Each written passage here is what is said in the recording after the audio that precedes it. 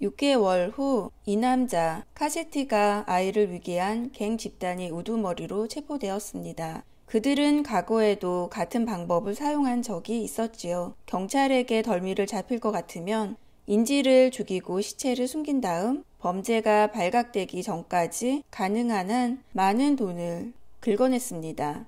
이 점을 분명하게 밝히고 싶군요. 카세티는 바로 그런 남자였습니다. 하지만 엄청난 돈을 모아두었고 여러 사람의 약점을 지고 있었기 때문에 증거 불충분으로 석방되었습니다. 그러자 사람들이 그를 집단 구타하려 했고 그는 도망쳤습니다. 그 다음 일은 뻔하죠. 그는 이름을 바꾸고 미국을 떠났습니다. 그 후로는 이자를 받아 살면서 외국 여행을 즐기는 느긋한 신사 노릇을 했습니다. 짐승 같은 놈이로군요.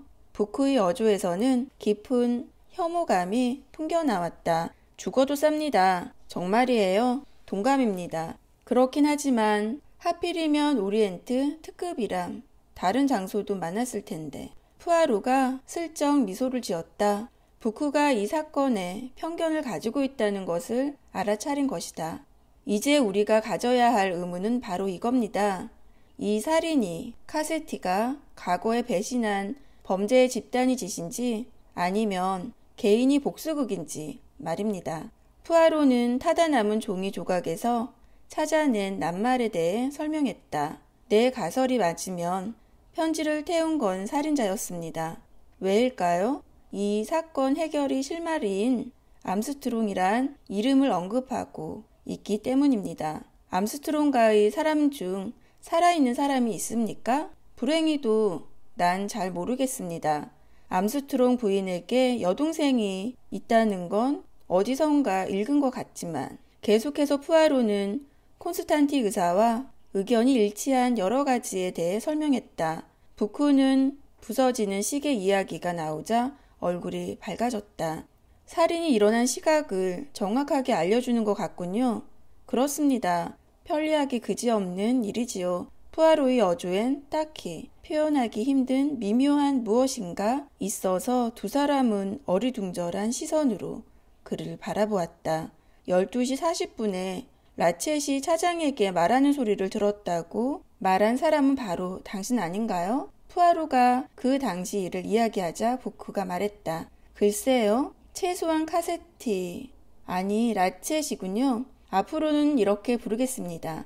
라쳇이 12시 40분까지는 확실히 살아있었다는 건 증명되는 것 아닙니까? 정확하게 12시 37분입니다. 그렇다면 12시 37분에 라쳇씨는 살아있었습니다.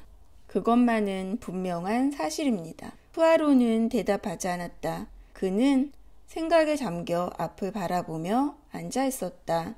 문을 두드리는 소리가 나고 식당차 사완이 들어왔다.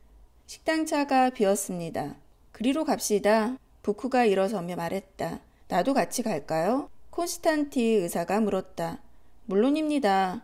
의사 선생, 푸아로씨가 괜찮으시다면 그럼요. 괜찮습니다. 푸아로가 말했다.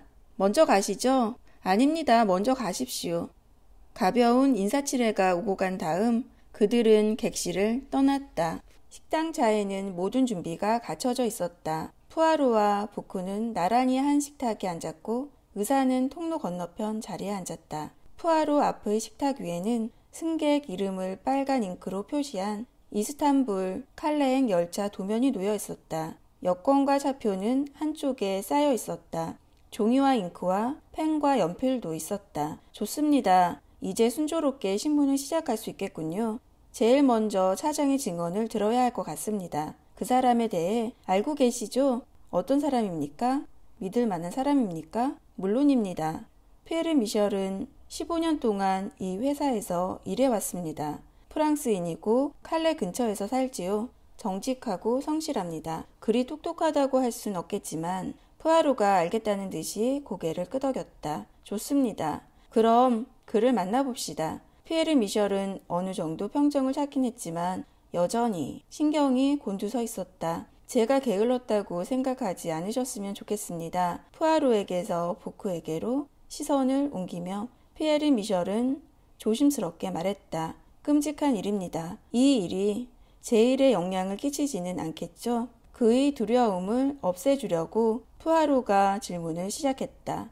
먼저 미셸이 성과 주소를 묻고 근무 경력, 이 노선에서 일한 횟수를 물었다. 이미 푸아로가 알고 있는 사실들이었지만 이 간단한 질문은 차장의 긴장을 푸는데 도움이 되었다. 자, 이제 지난밤의 사건 이야기를 해봅시다. 라첼 씨는 언제 잠자리에 들었습니까? 저녁 식사를 마친 직후였습니다. 선생님, 베오그라드를 떠나기 전이었지요. 그 전날 밤도 그랬습니다. 저녁 식사를 하는 동안 잠자리 준비를 해 놓으라고 시키더군요. 저는 시키는 대로 했습니다. 그 후 그 객실에 들어간 사람이 있었습니까? 하인과 비서인 젊은 미국 신사분이 들어가셨습니다. 좋습니다. 그 사람을 보거나 말을 나눈 건 그때가 마지막이었습니까? 아닙니다. 잊어버리셨군요. 선생님, 그분은 12시 40분쯤에 벨을 누르셨습니다. 기차가 멈춘 직후였지요. 정확히 무슨 일이 있었습니까? 제가 문을 두드렸더니 그분은 실수였다고 외치셨습니다. 영어였습니까? 프랑스어였습니까? 프랑스어였습니다. 정확히 뭐라고 했지요? 아무 일도 아니요. 실수로 눌렀소. 라고 하셨습니다. 맞습니다. 나도 그렇게 들었습니다. 그런 다음 당신은 그 자리를 떠났습니까? 그렇습니다. 당신 자리로 돌아갔습니까? 아닙니다. 그 직후 다른 벨이 울려서 거기로 갔습니다. 자, 미셸, 이건 중요한 질문입니다. 당신은 1시 15분에 어디에 있었습니까? 저 말입니까? 통로 끝이 복도를 마주보는 제 의자에 앉아 있었습니다. 확실합니까? 물론입니다. 하지만 뭡니까? 그 전에 동료들과 이야기 좀 하려고 아테네에서 온 다음 칸 열차로 갔습니다. 우린 눈에 대해 이야기를 나눴습니다. 그게 1시 조금 지난 때였습니다. 정확한 시간은 모르겠습니다. 돌아온 건 언제였습니까? 또 벨이 울렸을 때입니다. 그건 저번에 말씀드린 것 같은데요. 미국 부인이 몇 번이고 벨을 울렸습니다. 기억이 나는군요. 그 다음에는요?